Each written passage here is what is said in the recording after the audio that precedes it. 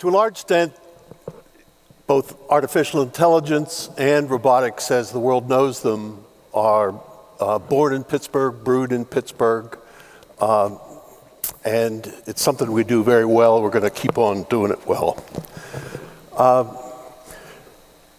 want to talk today about machines that think and machines that work, and the idea that they are increasingly providing everything that we have, everything we eat.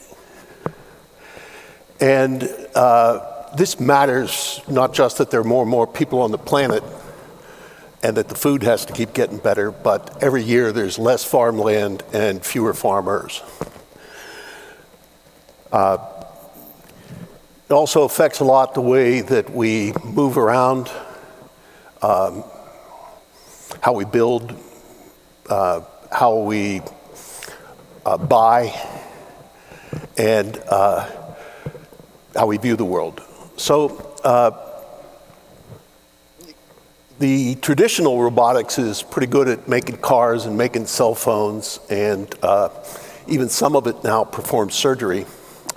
But the limitations are that it's bolted to the floor and that it doesn't really think. And what I'll talk about now is actually the very, very first thing that changed all that 3 decades ago.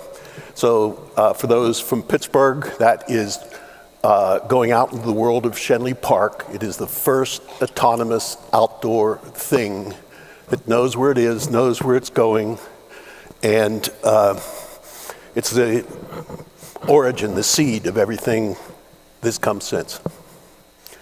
And pretty quickly we worked up to things that had license plates on them. I put this in just because it was the very first day in Schenley Park again. And that then moved up eventually to the need for speed. We got mixed up in some dirt racing, driverless racing, and racing is something that really drives an awful lot of innovation in automotive. This Hummer was built in Hazelwood.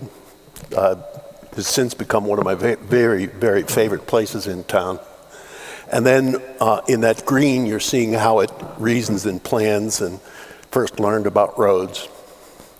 But that paled by comparison with this one.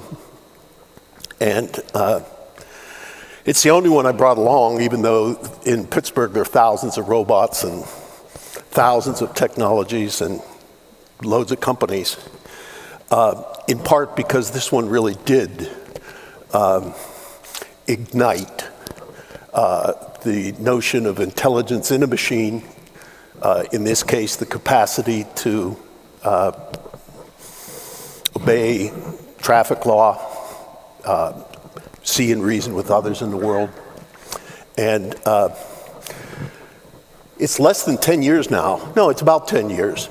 And the record so far is that just the features infused in commercial cars, which include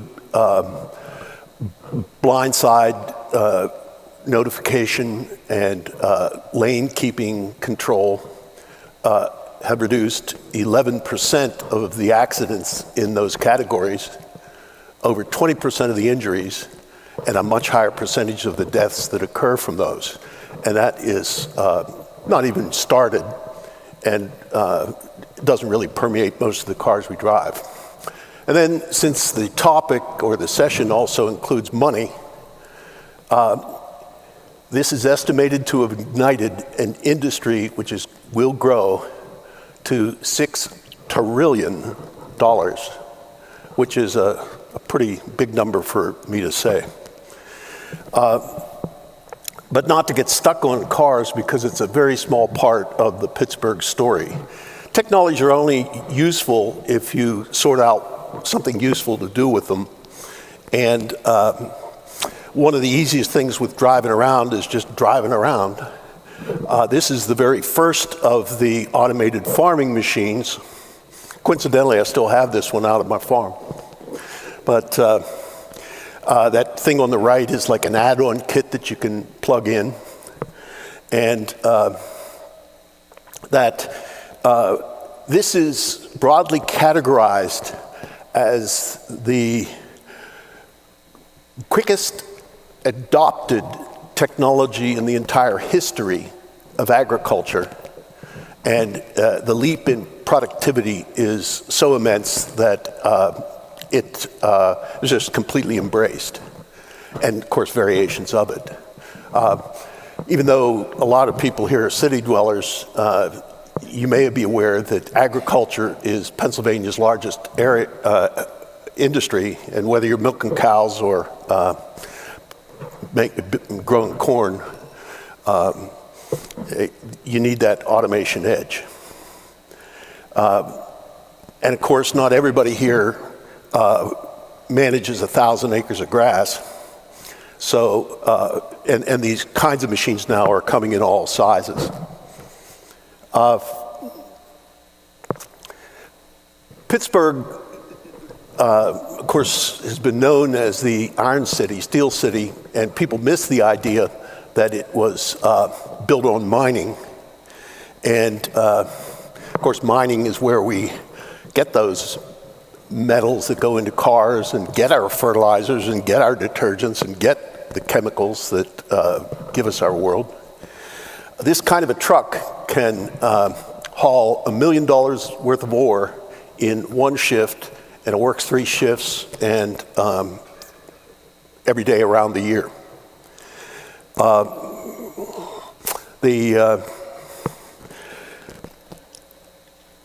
But another type that's much more common around here is underground, or was at the time. There are about 100,000 of these abandoned coal mines. That's the little figure in the upper left. And what you're looking at is the very first time a robot ever went into those years and years ago. Turned out to be a Hillman mine, by the way. And you can see it's kind of like a rat in a maze. It is seeing and mapping it as it goes, and then if it comes to an intersection, it'll decide whether to go left or right or whatever it's going to do there. And then on the right, you see it working for money, which is the evolution of what it's become. And I bring these up because these industries are such huge sectors of the gross national product. And when you used to order something in the mail, it would be, the order would be picked and put together by humans. Those people would walk maybe 8 hours in the course of a shift. And those warehouses were very vast. And of course, now it's very different. And this is a lot more than just the gadgets, because the real trick is to add the value and to automate an entire enterprise. And at this stage of the game, I'd say the technology is maybe 5% along, but these ideas of seeing what to do, what's worth doing, and taking things on wouldn't be more than maybe 2% of the way. And then in brick and mortar, this is one of our Pittsburgh companies. And just while we're watching this thing, it is inventorying well over 1,000 articles, and doing that with perfection and ease, no glitches. So in these things, if you can see them, you can pretty much do them. There was a time when the technology wasn't up to it. I only threw this one in because in the big trucks, the blind side and the lane keeping cruise control has achieved the accident reduction statistics better than cars, and even that hasn't begun. It hasn't really started. So that's all history, because you could see it. And what's coming isn't just the better tech and the better software, but the actual machines are changing because they can. And This isn't a picture, by the way. I'm sorry, this isn't a drawing. This one is in testing facilities right now. You can't yet buy it and use it, but you get the idea that there's a different look of what's coming. And so Rick introduced the farming thing, and when there's like the soft seat, the air cushion, the air conditioning, the stereo, the glass, the pedals, all that mechanical stuff, that's in there for people. And it's also the stuff that costs, and it's also the stuff that is unreliable or goes wrong. So the ideas open up very different kinds of machines yet to come. I showed that very, very first of the off-road mine trucks. Got about a dozen patents for that one. But these futuristic ones are cool because they don't even have a place for human cab, because the purpose is to carry more and more ore. And interestingly, if you can believe it, these are actually electric drive vehicles, so the wheel drives are even electric in them. And that's been the whole progressive, mechanical to electrical to digital to intelligent, and that has no bounds. So